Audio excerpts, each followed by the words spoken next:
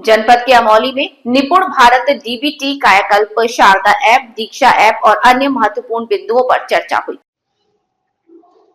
कायाकल्प शारदा ऐप सहित विभिन्न बिंदुओं के क्रियान्वयन और समीक्षा हेतु प्रधानाध्यापकों और ग्राम प्रधानों की एक दिवसीय ब्लॉक स्तरीय संगोष्ठी और उन्मुखीकरण कार्यशाला का खंड शिक्षा अधिकारी श्रवण कुमार पाल के तत्वावधान में कस्बे के गेस्ट हाउस में आयोजन किया। कार्यक्रम की अध्यक्षता खंड विकास अधिकारी सुरेश शिवहरे और संचालन शिक्षक उमेश कुमार त्रिवेदी ने किया। मुख्य अतिथि ब्लॉक प्रमुख सुशीला सिंह ने मां सरस्वती की प्रतिमा पर दीप प्रज्वलित और माल्यार्पण कर आयोजित कार्यशाला का शुभारंभ करने के पश्चात शिक्षकों और पंचायत प्रतिनिधियों को प्रेरित करते हुए कहा कि निपुण भारत बनाने के लिए हम सबको एक इकाई की तरह कार्य करना होगा तथा कक्षा 1 से ही बच्चे को मजबूत नींव प्रदान करनी होगी, तभी शिक्षित और निपुण भारत का सपना साकार होगा।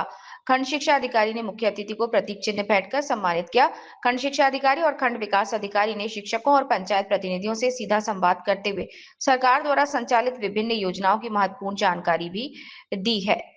इस दौरान प्रधानाचार्य मनीष शुक्ला, शुभा मिश्रा, कीर्ति शुक्ला, वंदना गौतम, दयाराम गौतम, कमल किशोर, मयंक कटियार, सौरभ उमराव, आशीष वर्मा समेत बड़ी संख्या में ग्रामीण क्षेत्र के पंचायत प्रतिनिधि और शिक्षक शिक्षिकाओं ने आयोजित जागरूकता संगोष्ठी कार्यशाला में प्रतिभाग करते हुए महत्वपूर्ण जानकारी प्राप्त की। अमरदीप त्रिपाठी, फतेहपुर। विद्यालय अधूरा सा लगता है, तो एक महत्वपूर्ण चीजें ये की गई कि सभी विद्यालयों में 4 दीवारें होती हैं। उसके बाद जो द्वितीय सबसे महत्वपूर्ण चीज है वो है बच्चों के लिए पेयजल की व्यवस्था और शौचालय। ये सर्वोच्च प्राथमिकता में हमें जो ग्रांट भी प्राप्त होती है विद्यालयों में, उसमें भी हम जब मीटिंग लेते हैं मास्टर्स की तो हम ये कहते हैं कि शौचालय क्रियाशील होनी चाहिए, पेयजल की व्यवस्था होनी चाहिए। ये सर्वोच्च प्राथमिकता की चीज है।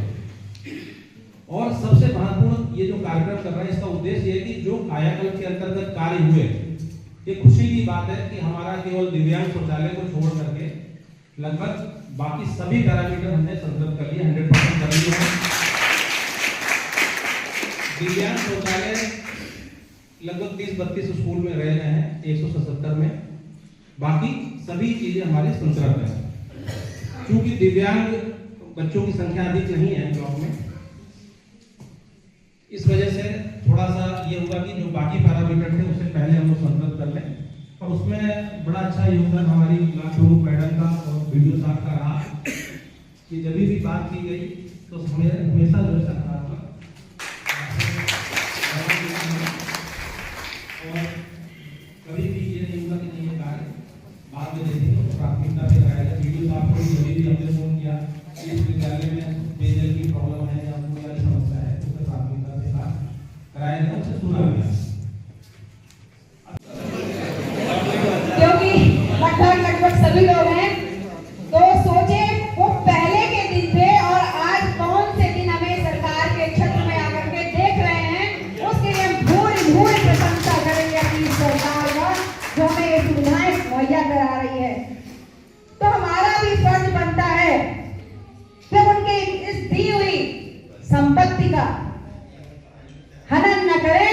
लोगों द्वारा किए गए हनन को हम उनको नुकसान पहुंचाने वाले व्यक्ति को एक अच्छा सबक सिखा सके, इसके लिए हमारे प्रधानगण, हमारे समस्त गांव के निवासी जिम्मेदार होते हैं। सिर्फ एक लोगों के सजाने से बगिया नहीं सजती है।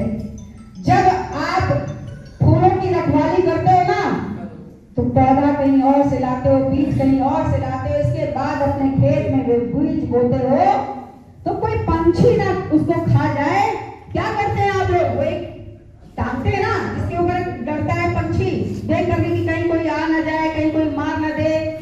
तो उस पुतले की तरीके आपको अपने उस बगिया की रखवाली करनी पड़ेगी जो सरकार ने हमें उन नन्हे मुन्ने बच्चों के लिए सौंपी है।